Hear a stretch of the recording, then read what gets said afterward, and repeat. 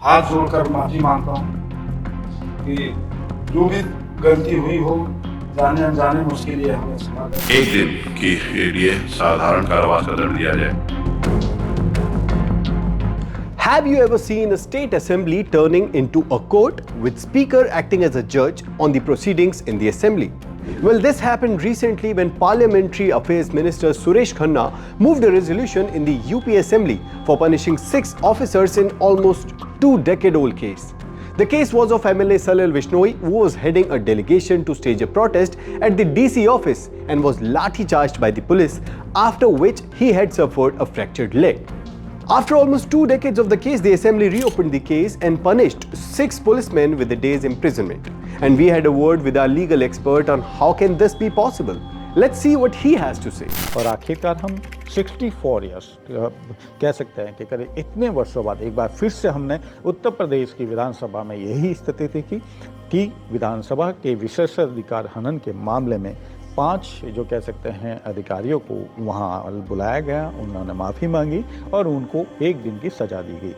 विधायिका ने ये 1 दिन की सज़ा देने के पीछे उनका मकसद ये था कि उनको जो अधिकारी हैं उनके मन में एक संदेश दिया जाए पूरे देश को और जनता के बीच भी और उन अधिकारियों के बीच भी।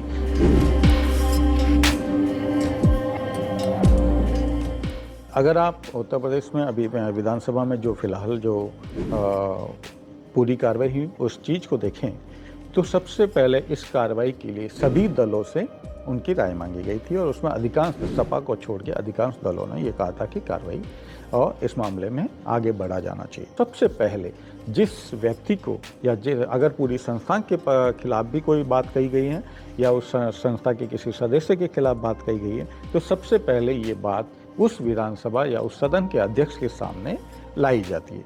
उस बात को लाई जाने के बाद पहले वो विचार किया जाता है कि क्या वाकई में जो व्यक्ति ने जो बात कही है या जो कृत्य क्या है, क्या वो इस सदन का या जो इस विधानमंडल का, विधानसभा का या इस सदन का अवमानना के लिए जानबूझ के किया गया या उसे अनजाने में हुई। तो इसके लिए उसको नोटिस जारी किया जाता है और उससे जवाब मांगा जाता है।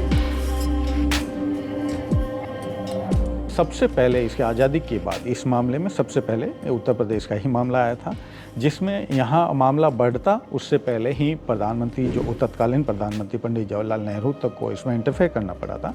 लेकिन ये सबसे ज़्यादा पहली बार चर्चा में अगर कहे जाए तो 1964 में उत्तर प्रदेश विधानसभा का ही मामला आया था जब केसर सिंह का मामला बना था। केसर सिंह चूँकि एक सदस्य थे और उन्होंने विधानसभा के अंदर ही एक और दूसरे विधायक थे उनके खिलाफ कई पर्चे लिखे हुए जिसमें उन पर भ्रष्टाचार के आरोप लगाए गए थे। वो पर्चे जो हैं उन्होंने पूरे विधानसभा के अंदर वितरित कर दिए थे और कई जगह चस्पा भी कर दिए थे। तो इसके लिए उनको उन विधायक ने उनके खिलाफ अवमानना के लिए जो विधानसभा के अध्यक्ष होते हैं उनके सामने एप्लीकेशन दी और उन्होंने कहा कि उनकी जो मान है सम्मान है उनको ठेस पहुँचाई गई और इसका कोई आधार नहीं है, जिसके बाद ये मामला पूरा शुरू हुआ था।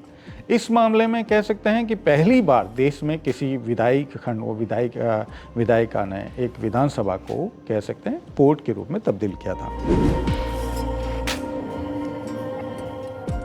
बेसिक जैसे केसर सिंह मामले में सुप्रीम कोर्ट ने स्पष्ट किया था कि किसी भी जो विधायिका द्वारा जो भी कोई आदेश दिया जाता है उस आदेश की सुनवाई तो कर सकते हैं जज, लेकिन उन जजों के खिलाफ किसी तरह का कह सकते हैं कि कार्रवाई जो है सदन नहीं कर सकता। जैसे आप देखेंगे कि राजस्थान का मामला था जब विधायकों को नोटिस जारी करने का मामला हाई कोर्ट में आया, उसके बाद सुप्रीम कोर्ट में आया, उसके बाद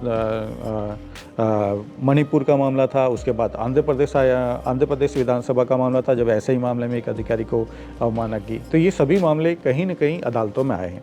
तो अदालतों में चुनौती दी जा सकती है लेकिन कोई भी सर्वोपरि नहीं है, क्योंकि हमारे संविधान के तहत जो कार्यपालिका को अधिकार दिए हैं उनको स्वतंत्रता दी है एक अलग तरीके की, और साथ में न्यायपालिका को एक विश्लेषण करने की और न्यायिक तरीके से जांच करने की भी एक अधिकार दिया गया है।